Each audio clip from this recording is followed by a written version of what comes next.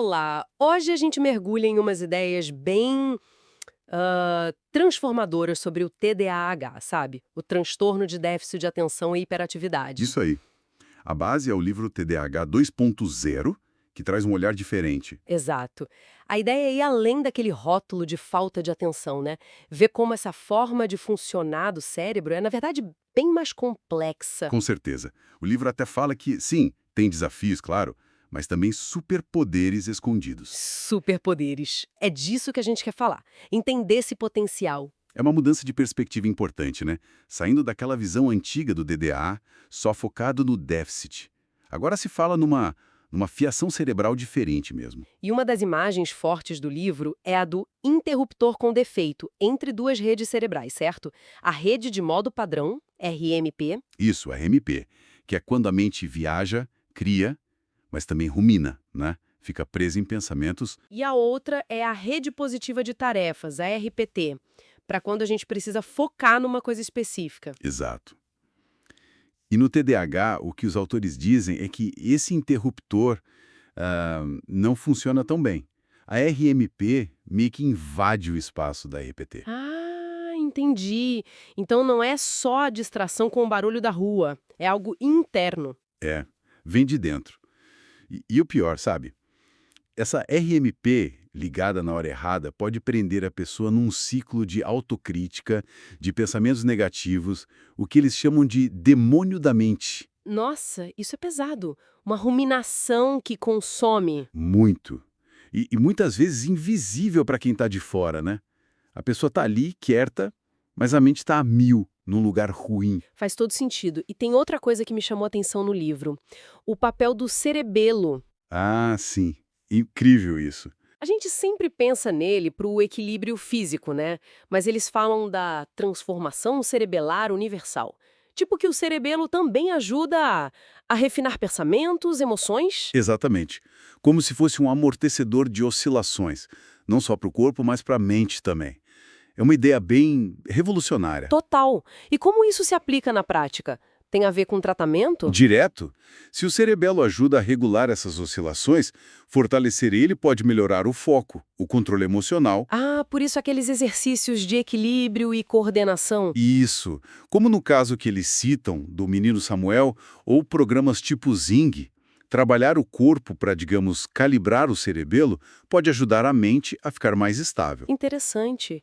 E falando em abordagens, o livro bate muito na tecla dos pontos fortes, né? Muito. Eles usam até outro termo às vezes, TEAV, traço de estímulo de atenção variável, que talvez seja mais ligado ao nosso mundo cheio de estímulos. TEAV. E a ideia é que tanto o TDAH quanto o TEAV têm paradoxos, né? Tipo distração, mas também hiperfoco. Impulsividade, mas também criatividade. Exato. São dois lados da mesma moeda. A chave, segundo eles, é encontrar a dificuldade certa. A dificuldade certa, como assim? É achar um desafio que engaje essa mente, que use essa energia, essa criatividade toda, porque o tédio é a criptonita, desliga tudo. Entendi. Precisa de estímulo, mas do tipo certo, que motive. Isso. Eles até mencionam ferramentas como o índice Kolbe, para ajudar a pessoa a entender seu modo natural de agir, sabe? Para achar esse encaixe perfeito. Legal. E para criar o ambiente ideal para essa mente funcionar bem, além desse desafio certo. Bom, estrutura ajuda muito, previsibilidade. Sono é fundamental, claro. E nutrição. Eles falam bastante de limitar açúcar, por exemplo, Açúcar, pela questão da dopamina, imagino. provavelmente, para ajudar a regular. Mas olha, outro pilar essencial que eles destacam é a conexão, relações positivas. A outra é vitamina C, como eles chamam. Essa mesma. Sentir que pertence, que é compreendido. Isso combate muito aquele sentimento de ser diferente, de inadequação, sabe? Que deve ser muito comum, né? Demais. A gente vê o impacto negativo da falta de conexão nos estudos sobre experiências adversas na infância, as EAI. E o livro traz exemplos lindos, como o da avó Gami, mostrando o poder de um relacionamento que apoia, que acredita. Conexão é chave, então. E de estratégia prática, assim, bem direta. O exercício físico aparece bastante, né? Fundamental. A frase é quase um mantra. Mexa-se para se concentrar. Por quê? O que o exercício faz no cérebro?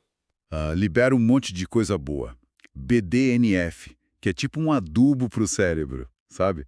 E neurotransmissores-chave, dopamina, norepinefrina. Que são justamente os que ajudam no foco, na regulação. Exato.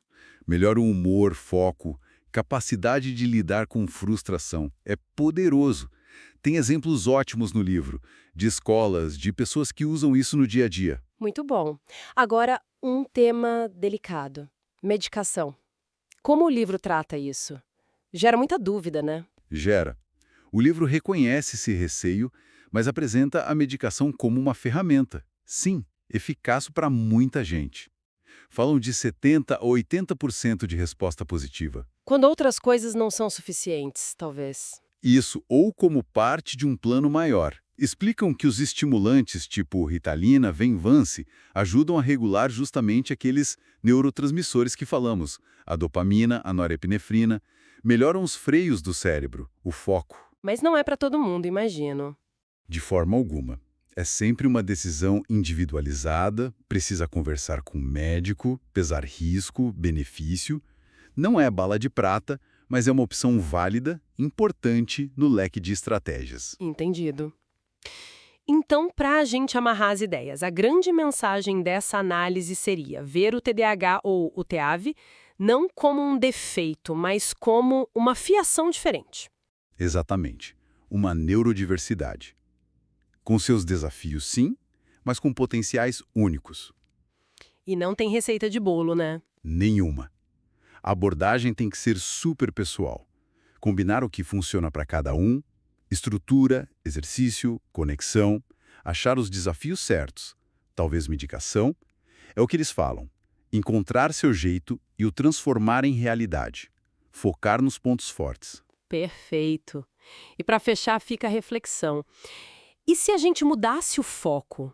Em vez de só querer consertar o que parece déficit? E se a gente aprendesse a usar essa neurologia única, com toda a sua intensidade e sua criatividade diferente, para construir uma vida autêntica? É uma ótima pergunta. Aceitar e potencializar, né? Exato, porque no fim das contas, como o livro lembra, nenhum cérebro é melhor. Cada cérebro tem seu jeito especial.